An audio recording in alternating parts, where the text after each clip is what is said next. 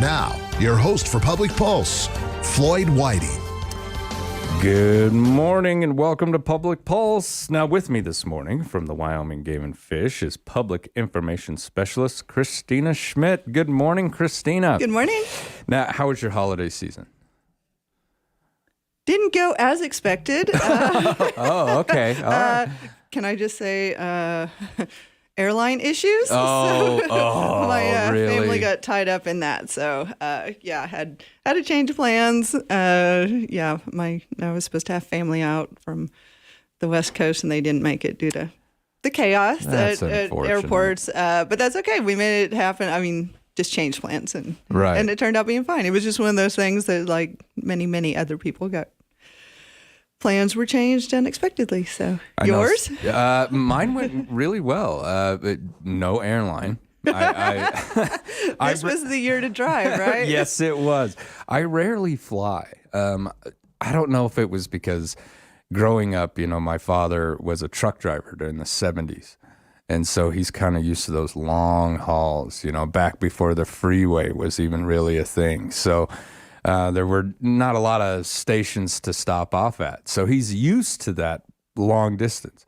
And so I think I kind of got that, because we drove everywhere when I was a kid.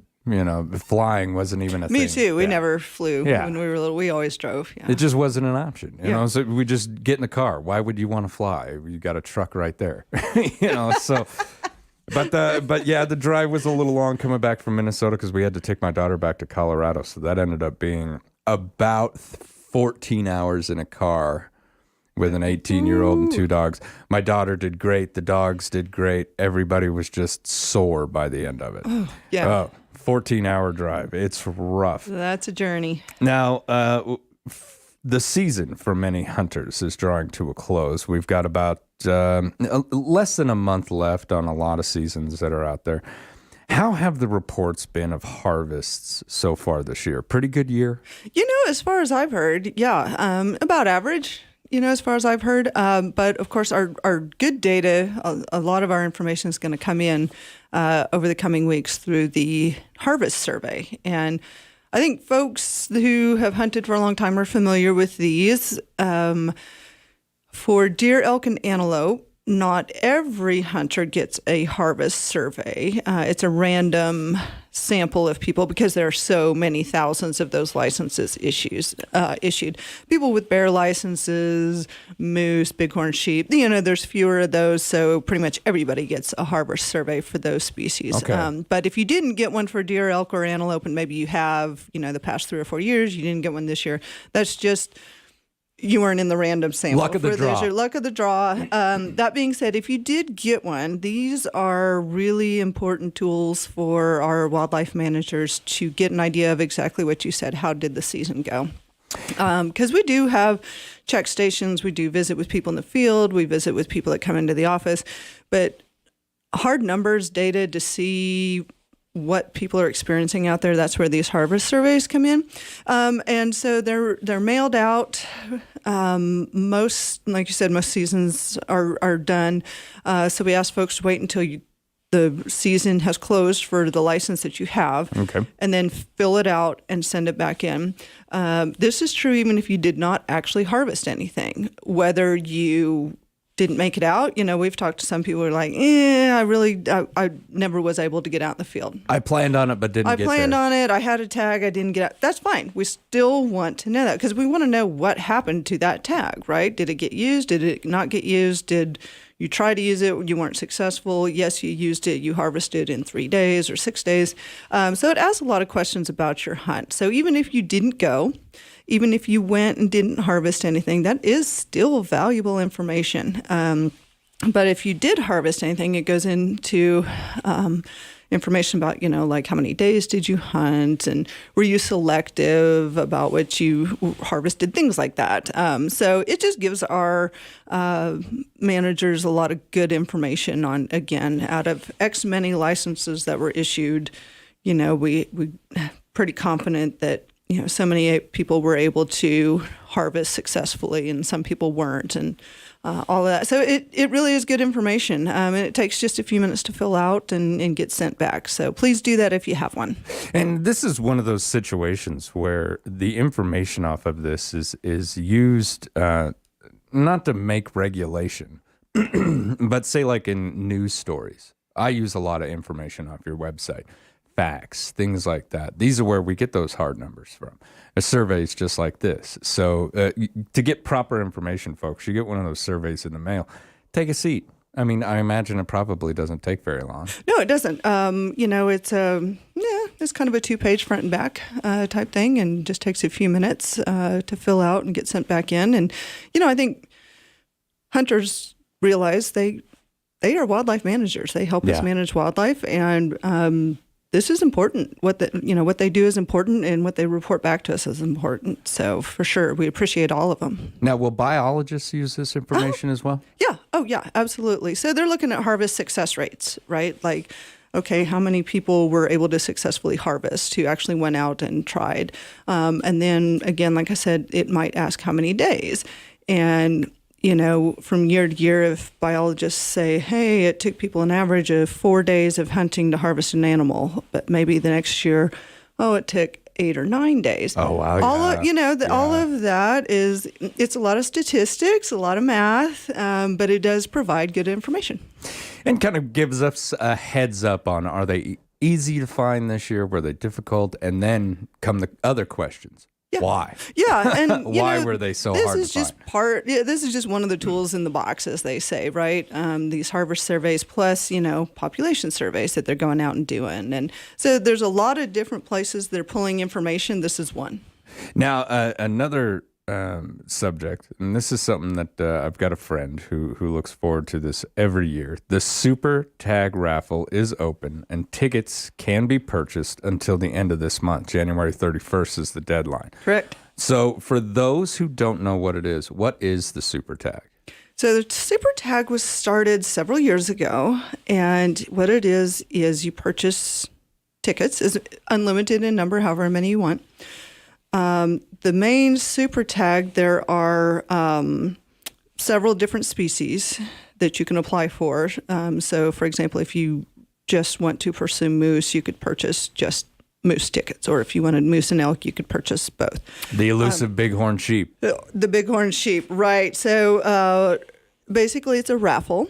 You don't get the license. What you get is the ability to purchase a license anywhere in the state, basically, and following all the other rules and regulations, open seasons, things like that. But you get the opportunity to choose where you want to go. So the species are bighorn sheep, moose, elk, mountain goat, bison, deer, pronghorn, mountain lion, gray wolf, and black bear. So all of the and again, some people say, "Wow, I've never hunted." Again, like you said, bighorn sheep. I'm going to really try to purchase tickets just for that. So there's a drawing for one winner for each of those species, but then there's a single winner that wins what we call the trifecta, and that one person gets to choose 3 of those species. So that's wow. Yeah. If you're the winner of that's what you're doing. That's a once in a lifetime opportunity. That's a once in a lifetime, and you need to clear your calendar. That's all you're going to be doing for the fall. So yeah. Pretty spectacular. We've had great response to it. All the money raised goes back into the General Wildlife Fund that pays for everything from research and management and all these different things. So it goes right back into the wildlife resource. So really excellent way to support wildlife in Wyoming and have the chance to maybe get one of these hunts. And we did have last year a gentleman from Buffalo. So who knows? Who knows? Who knows? You may get lucky for sure. And last year it raised $1.6 million. Holy cow! Yeah. Again, it's all invested back into the wildlife resource. So it's really, really a great thing. You cannot purchase these tickets at licensed selling agents like you can with a regular license. Go online, and you can purchase as many tickets as you want. So again, those individual species raffle tickets are $10 each. The trifecta is $30, and you can purchase as many as you want. And then we'll announce winners about mid-February. You said, so if I win the raffle, let's stick with bighorn sheep. Because if I went on a hunt, I mean, that's where I would want to go. So we've got the bighorn sheep. I apply, I buy a bunch of tickets. I win that. Mm-hmm. Now my name goes into a drawing for that license, or I can purchase one. No, then you pay for the license, and then so if your name is drawn, you pay for the license, you get the license, and then you choose where you want to go. Yeah, okay. And there's a couple exceptions. There are a couple exceptions. Around the state, so for moose and bison, if there's an area that has just 10 or fewer licenses offered, that's exempt. And bighorn sheep, if there's 8 or fewer licenses, that is exempt. But other than that, basically you get to choose where you want to go. And, I did read an article about the gentleman from Buffalo who won, and he said it was a lot of fun researching where to go. He spent a lot of time thinking, okay, like you said, this is a once in a lifetime thing, and where do I want to go? Obviously, my best chance for success. Best chance for success, but he also said the experience. Where is a place that I would not normally get to go? And see country and experience country that I wouldn't normally get to go. So, it's a pretty cool deal for sure. If you want to purchase one of these, end of the month is the deadline. Just go on the website and you can do that. When was the drawing again? Mid-February. Mid-February. Yeah, we'll start contacting. It says winners will be notified on or before February 15th, so right about the middle of next month. So if you get it now, you don't even have very long to wait to know. That's right. It's right around the corner. And we did actually change a few years ago. The deadline was a little later in the year, and we actually moved it up for just what I was saying earlier, to give people time who, once they know they have won, to do make research, start to do all the prep work. So, yeah. Because that can be. I mean, could you imagine winning that trifecta? Like you said, that's your fall. Pretty epic. That's your fall. That's your fall. All right. When we come back, we're going to continue with the Wyoming Game and Fish Department. This is Public Pulse on 930 KROE and 103.9 FM. Sheridan.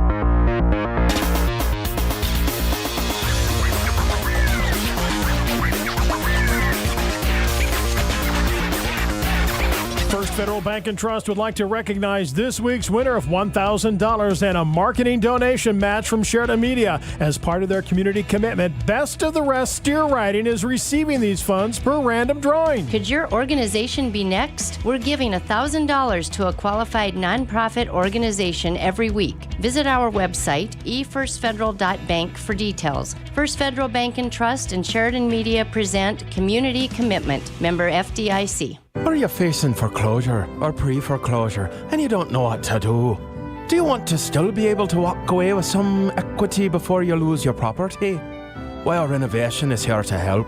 Wire Renovation will come to your home, evaluate the value, and make you a cash offer with minimal bank involvement. You can avoid the foreclosure process, keep your record clean, and walk away with some equity. Find out more at wirerenovation.com or find them on Facebook. Was one of your New Year's resolutions taking better care of your car? It all starts with maintenance, and Midas Tire and Auto's here to help you start off the new year right. Midas has money-saving offers on what it takes to keep your vehicle running smoothly, from oil changes to changing fluids. Make your car last longer by following the maintenance schedule in your owner's manual, and save money at the same time by scheduling an appointment today with Midas Tire and Auto on East Brundage Lane in Sheridan. Well, Frackleton's is finally seeing that light at the end of the tunnel where we open back up. That small fire really had some big consequences. Anyway, the construction is very nearly completed, and Frackleton's is already gearing back up for our reopening. That said, we're looking for some front of house and kitchen staff to join our award-winning Frackleton staff. Stop in to apply. Just a couple more weeks, then it's good food is good mood time at Frackleton's Fine Food and Spirits, Main Street, downtown Sheridan. Remember when your mom used to say, "Don't break your arm, patting yourself on the back"? Well, if you ignored her and broke your arm, then the Health Nut is the place for you to get all healthy again. Every inch of the Health Nut can make you feel better about yourself. The soup, sandwich, and deli bar and smoothie so good you'll forget you even got a broke arm.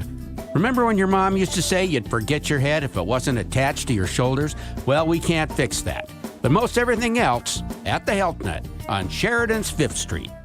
Are you looking to make extra cash and sell your unwanted items? Go to SheridanMedia.com. Post your items for free or choose from our menu of options. You can have your items posted in the Country Bounty, read on Swap Shop, or listed on the front page of SheridanMedia.com.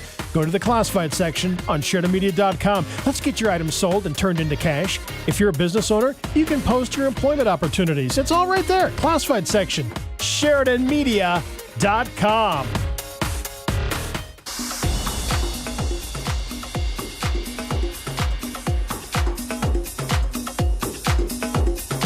Yeah, brand new lucrative career. Good morning and welcome back to Public Pulse, brought to you by our friends out there at First Federal Bank and Trust. I'm Floyd Whiting. This morning we're speaking with Wyoming Game and Fish Public Information Specialist Christina Schmidt. Now, we talked about a survey that helps game and fish biologists that may be on its way to you. Not everyone's going to get one of these. We also talked about the Super Tag Raffle. Hunting is a part of life for many folks. And for many folks, it's a necessity to subsidize the meat bill at the store. It is a vital part of many cultures, and it is steeped in tradition. I can remember all the times going hunting with my father, some of my fondest memories. Passing on that knowledge and the safety practices to the next generation is critical to that continued tradition. Christina, the Game and Fish has some training that a few folks might be interested in. Can you tell us about it? Yeah, still working out details, but wanted to put the word out in case we had folks who were interested. And we do have a few already that have approached us that will be coming, but this is a general invite as well. If folks have any interest in becoming a hunter education instructor, we are going to have some training coming up. So, like you said, these are critical partners for us in Game and Fish. Our Hunter Ed program, in fact, most throughout the country are led by volunteers. We have volunteer instructors. That is how our program runs, with, of course, support from Game and Fish personnel throughout all of it. So there are more than 350 volunteer instructors in Wyoming. And just in our state. Just in our state. And I can't back this up exactly, but our statewide Hunter Ed coordinator told me a pretty interesting fact. And she said behind volunteer firefighters nationwide, Hunter Ed instructors are kind of the second largest volunteer group. Wow. Yeah, that's in the amazing. nation. So it's a big thing. So 350 in Wyoming and more than 5,000 students generally go through classes in Wyoming. Just our program every year. Just our program. My goodness, that's it's amazing. a lot. Obviously Wyoming is a hunting state. We have a lot of interest. And, every year we have a group of kids that reach that age where they're going to be eligible pretty quick to go out into the field. So we try to keep classes offered regularly. And the important part of that, of course, is having instructors. So to become an instructor, obviously, you fill out an application. We have that online. We do a background check. And then we provide all the training you need. There are guidelines set out in laws and regulation in terms of what needs to be covered, how many hours the class is, things like that. So it is structured. And within that, we provide all the tools that you need. So, for example, for this training, we kind of hit upon last year here in Sheridan. We did a training where our statewide Hunter Ed coordinator, Katie Simpson, came up from Cheyenne, and we offered a class, like an actual hunter education class, filled up with students, and she taught it.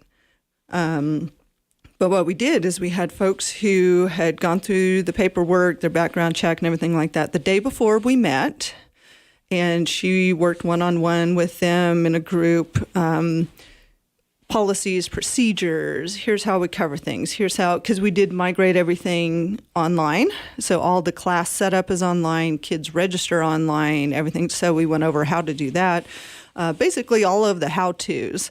And then she taught the class, and all the instructors came and watched, basically mentored under her, which Right. was amazing, because then you can see, because she does a fantastic job.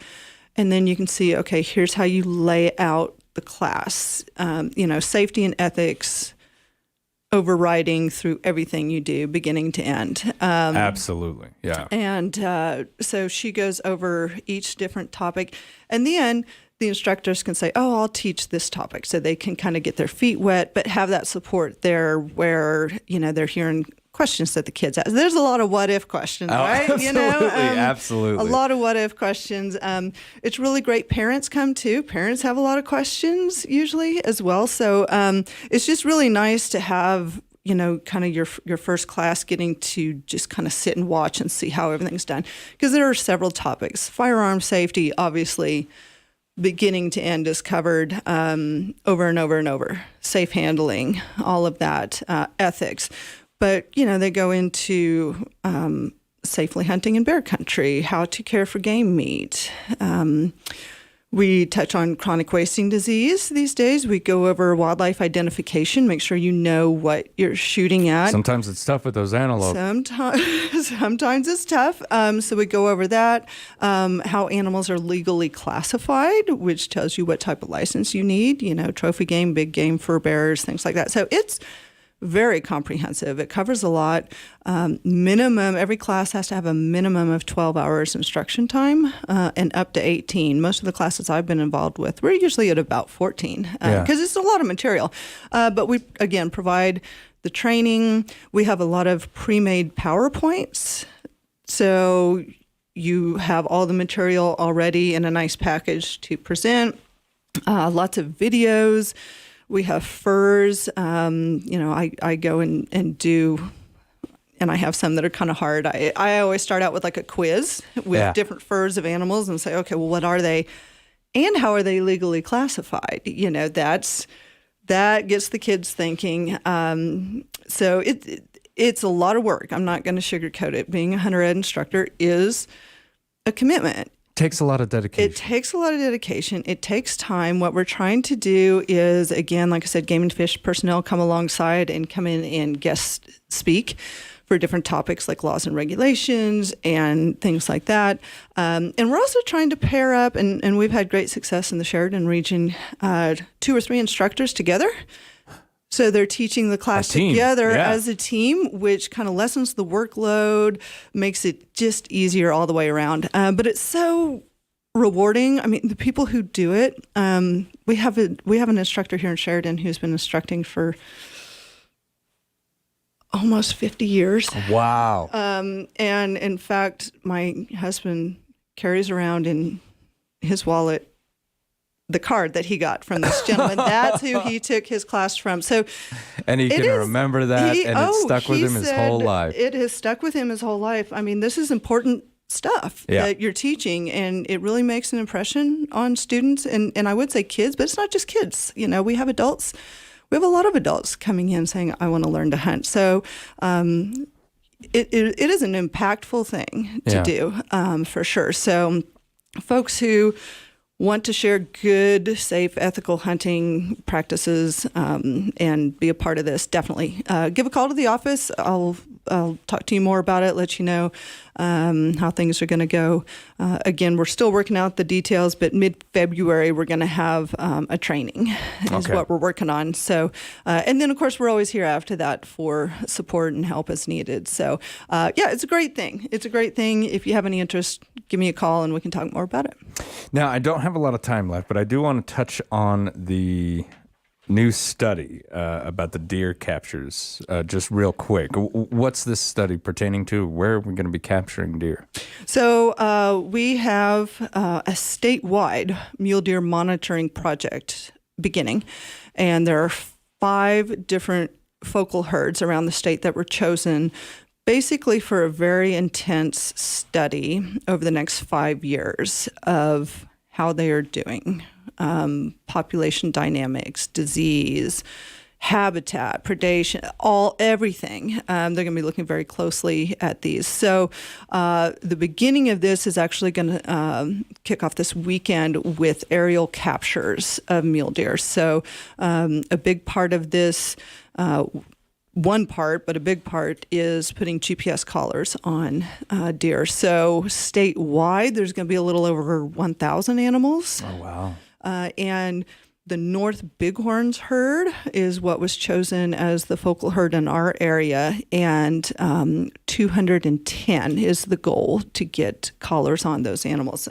That's going to be a busy It's weekend, a Christina. lot of work. So they're looking at capturing and collaring 80 does, 30 bucks, and 100 juveniles. And when I say juveniles, that would be this Like yearlings. this past year's fawns. So, yes, a lot of work. We do have a professional capture crew coming in. This is all they do. They're very skilled, very careful. They do an excellent job. So they will begin captures hopefully this weekend. All of that is weather dependent and schedule dependent on all of that. But Can't see, you can't fly. Right. So, basically we're on track here in the next few days to begin that. And again, the North Bighorn herd, that's going to cover east and west side. So administratively, the Sheridan region has, the east side of the Bighorns, and Cody region has the other side. But this herd kind of straddles both. So there will be captures on both sides of the mountain. And we'll certainly keep folks up to date on what we find out. But, these collars, again, GPS collars are going to capture movement every 2 hours. Oh, wow. That's a lot Just kind of sends of a data. ping. Well, that kind of fine scale data will be saved on the collar. So we're not going to get that until the collar is retrieved at the end of the study. Okay. But they are programmed, I think once a week. I can't remember exactly. I think once a week, just kind of a more general movement map will be emailed from the collar to researchers so they can get kind of a broader view. But again, it's not just movement. They're going to be doing some pretty intensive population surveys, looking really closely at like how many numbers or what our numbers are. Looking at if, for example, one of these collars puts out what we call a mortality signal, meaning the animal, if the collar doesn't move after a certain number of hours, it's assumed that animal has died. Yeah. And that notice gets sent to a researcher, and then you can get out in the field as quickly as possible and try to determine a cause of death. Was it hit by a car? We actually had one that fell off a cliff a few years ago. Yeah. So, and they'll look at, all kinds of different things, habitat, lots and lots of different components in terms of how are our mule deer populations doing, where are they struggling, where can improvements be made, how are management actions affecting them, all of that. So definitely we'll be talking a lot more about it in the coming years. I'm looking forward to the end of that study. All that information is fantastic. Christina, I want to thank you for coming in today. I wish you and all the great folks down at the department a very happy new year. Thanks. You as well. All right. When we come back, we're going to speak with the Sheridan Advocacy and Resource Center. This is Public Pulse on 930 KROE and 103.9 FM. Sheridan.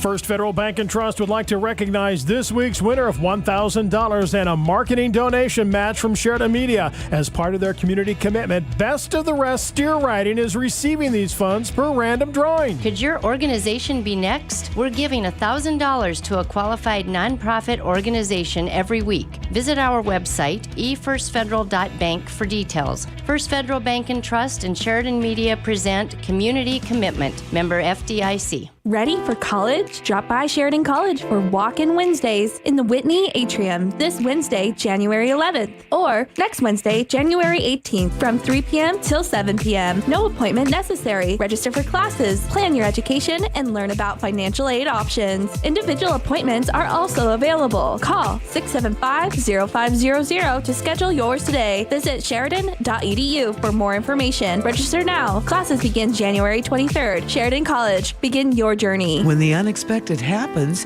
you may wonder what's next. Champion Funeral Home can help you through this phase of life. They provide support and personal services while helping you create a meaningful tribute to your loved one. Champion Funeral Home has been locally owned and operated since 1911, providing compassion and care to Sheridan and Johnson County. Visit Champion Funeral Home at championfh.com or call 674-6329. Are you or a loved one facing physical challenges and need to simplify your life, but you're not ready for assisted living? For roughly a third of the cost of assisted living, you can be living at Tumbleweed Terrace Apartments. These are one-level, fully furnished apartments close to the hospital. They feature wheelchair, scooter, or walker accessible living, heated floors, heated bathrooms, completely designed for ADA safety amenities, including the shower. They're fully furnished, including a remote-controlled bed, lift chair, fully stocked kitchen with dishes, pots, and pans. An optional carport or heated garage are available. Snow removal and lawn care are included. These are short-term or long-term rentals, which include all utilities, cable, and Wi-Fi. Simplify for as long as you need to. Call Jane Clark, licensed real estate agent and co-owner today for your no-obligation tour and to get more information. Jane Clark, 751-5576. 751-5576. Wyoming Corporate Office is located at 30 North Gould Street in Sheridan, and they provide a myriad of services. What is a registered agent, you may ask? The real question is, what aren't they? Wyoming Corporate Office can assist you in forming your LLC or Wyoming-based corporation, provide mail forwarding service, and accept legal and financial documents, and so much more. Learn more today by visiting WyomingCorporateOffice.com. Download your favorite Sheridan Media radio station app to your smartphone. It's easy, and you can listen to your favorite station anytime and any place right from your phone. Type in SheridanMedia.com/app. Choose the station you want to download, select install, wait for the app to download. Listen to your favorite Sheridan Media radio station anywhere, anyplace, anytime. SheridanMedia.com/app. SheridanMedia.com/app.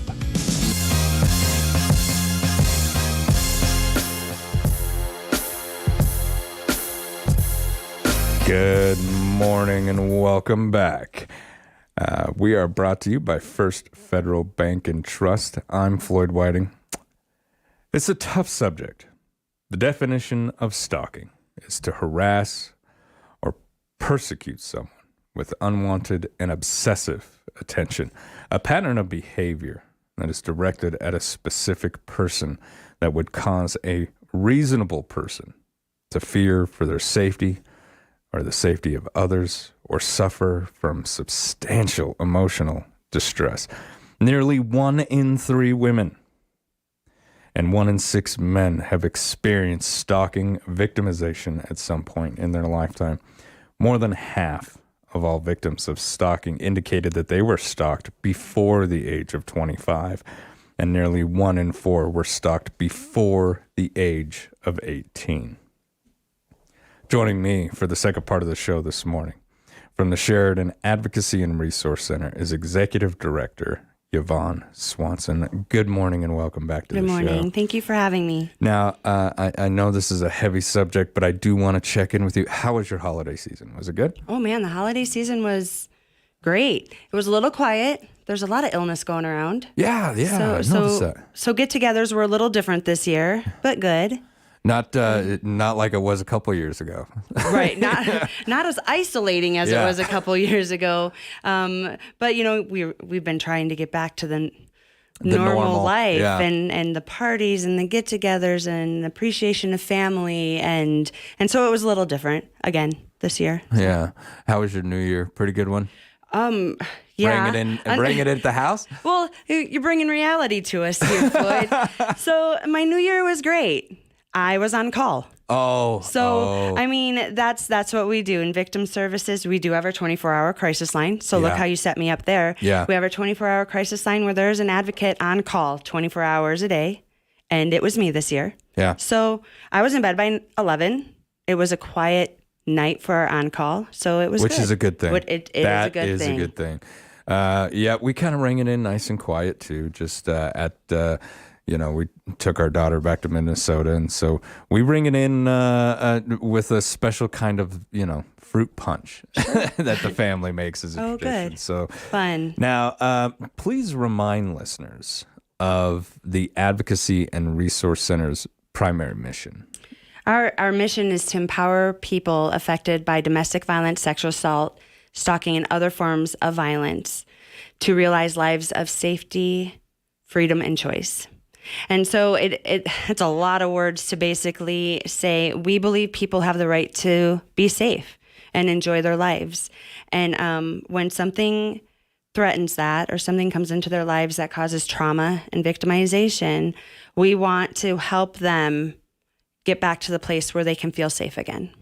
I think, there's a percentage of individuals out there, and unfortunately it's much larger than it should be, who understand that feeling of being at, your own home and you don't feel safe, being in your own bed and you don't feel safe. And that is such a disturbing feeling to have. There's no place I can go. There's nothing I can do. There's nowhere I can hide.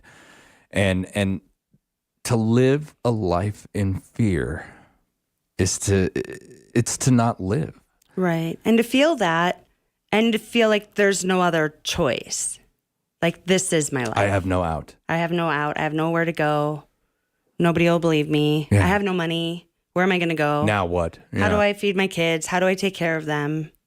Now, January is Stalking Awareness Month, and Yvonne, I'm willing to bet you see this behavior a lot in your line of work. Can you share some of your experiences through the years? Well, in 2022, I was able to pull up a couple statistics. In 2022, January 1st through December, we assisted 391 people who have experienced violent crime victimization. 65 of those people were stalking victims, specifically for stalking. Now, there's a lot of stalking and those type of harassing behaviors that happen in domestic violence relationships when you are choosing to leave a partner. There's a lot of stalking behaviors. And this is strictly people who came into our office because of stalking. And out of those 65 people, 15 of them were men, 50 of them were women. And so it is something that we see a lot. It's a regular occurrence at our office. And it doesn't always look like it does on TV. Yeah. It doesn't. Social media has changed a lot of things. That was going to be one of my questions. How has technology changed that? Technology is changing it because it's easy. And everybody has access to it. And people can do things or say things that they normally wouldn't do in front of other people. Yep. Instead of leaving a note on a door or on a window of a car, these people are integrating themselves in people's personal business. So not only are they leaving messages for their victims, but they're leaving messages for other people to see. Yeah. And destroying people's lives by destroying character. Mm-hmm. And trying to create some sort of shame. Sure, definitely. Yeah.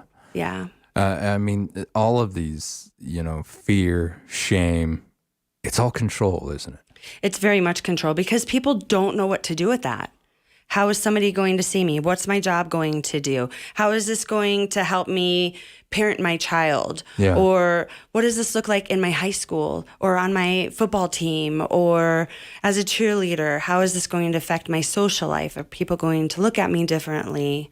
Just the shame of, I was this person, people think of me like this, and now somebody is telling me these, saying these rumors about me. Usually pretty horrendous things. Yeah, it's never nice. Yeah. I've seen, and this is something that really, really bothered me, screenshots of the things that some young women have put up online of what young men or other men will say to them if that young woman doesn't respond to that individual. It goes from being, seemingly sweet, oh, I know, you wouldn't say hi to me in school, but I just wanted to reach out to you and say hi, and then say she doesn't respond. And then comes a list of horrendous name calling and accusations and just these things that, like you said, you would never say to someone's face. You would hope you wouldn't. Yeah, right. you would hope. Yeah. But, Yeah. if other people were around or other people were to hear that, they would see it right away. Right. What a monster, you know. But how many women, well, and men, have shared this kind of information with you that it just blew your mind? Well, a lot of times those things aren't reported. Those types of situations where it's like a one-time encounter, or I think I've seen things like you've seen, and they're usually like on a dating app, or like you said, just a chance encounter, like, hey, I want to go out with you. And they're like, no, thank you. And they're like, you fat, whatever. Yeah, you think you're too good for me. And you're like, what? I literally just said no, thank you. Yep, like just went off the deep end. It should be fine to just be like, all right, move on, sir. And they take it too personally, or they take it so offensively that they feel like they have the right to be a horrible person. Those things happen all the time, and those things aren't reported. Yeah. They're very seldomly reported to us. By the time people come to an agency to get help, they are receiving hundreds of those messages by the same person. And like you said earlier, like, they're really nice and they're really sweet and they're kind. And then they will gradually be like, why aren't you messaging me back? What, are you too good for me? What, like, and then it just anger and more anger. And then maybe there could be messages to destroy their job, or, you know, other things like that. To intentionally cause harm. Right. Like, I'm going to get you fired. Nobody's going to believe you. And those are the types, when it's a strictly stalking thing, those are the things, when it starts hurting their livelihood or close people around them, is when we start seeing those stalking victims. Now, with social media, a lot of these applications or platforms that people can participate on will show location. And that has always made me really uncomfortable. I try to turn off locations on any social media platform, just for that idea. You know, how many young women have you seen that come through where you have to kind of tell them that, where you're like, look, this individual can follow you around? Well, it is... I'm not saying that we really have a list of things that we talk about when somebody is being stalked, but we kind of have a list of things that we do, depending on what they're doing and what their situation is, you know, are they GPS stalking you? Did they put spyware on your phone? Because it only takes a couple minutes to do something like that to be able to track you. And I remember when my kids were little, and it was like Disney came out with this watch just for the kids, and they could call like one parent or something like that. And it was like, know where your kid is at all times. And you're like, yeah, that would be great. You know, my kid's walking to the park, my kid's going to school, he's on the school bus. You know, I know where my kid is.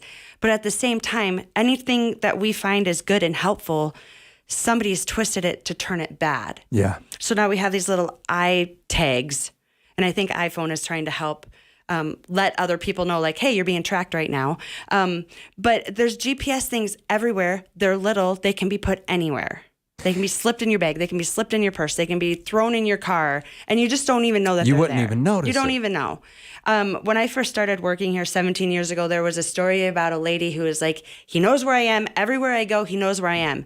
And the guy literally hotwired a Nokia phone into her car. Oh my goodness. You know, to the battery. So it was just on all the time. And that's how he was tracking her. So they make it easier now.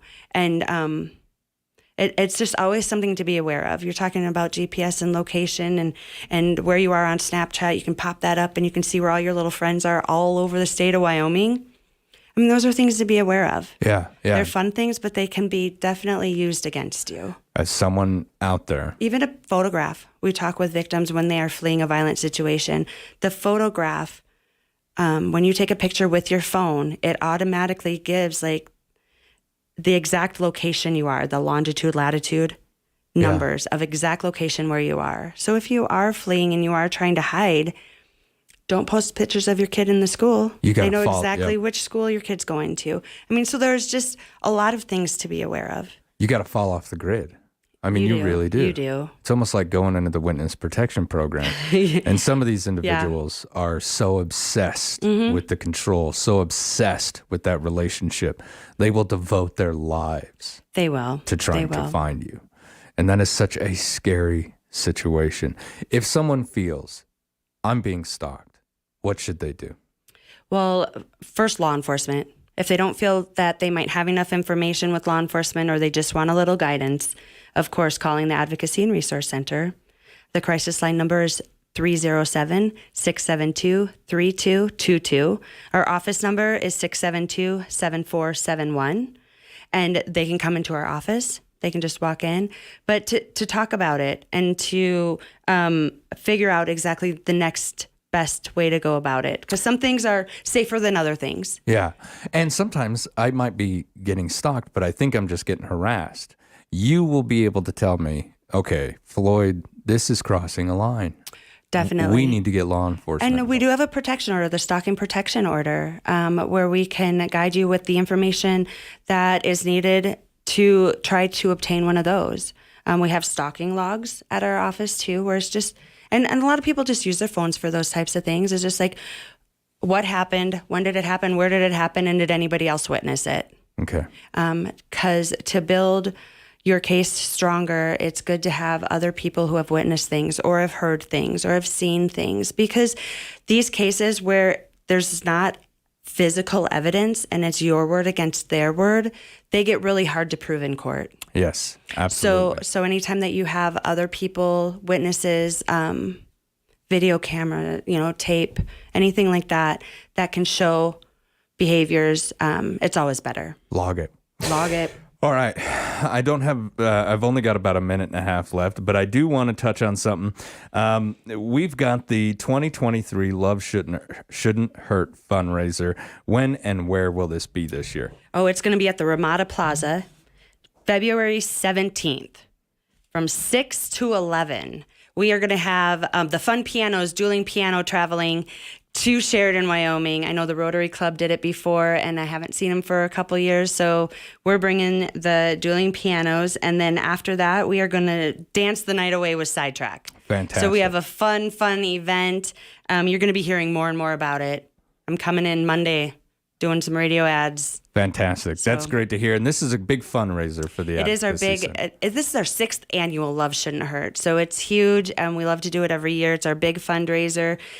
We do it during the month of February. It's Teen Dating Violence Awareness Month. And we just want to promote healthy relationships in our families, in our homes, with our partners.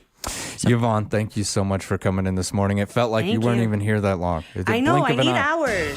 There's so much to say.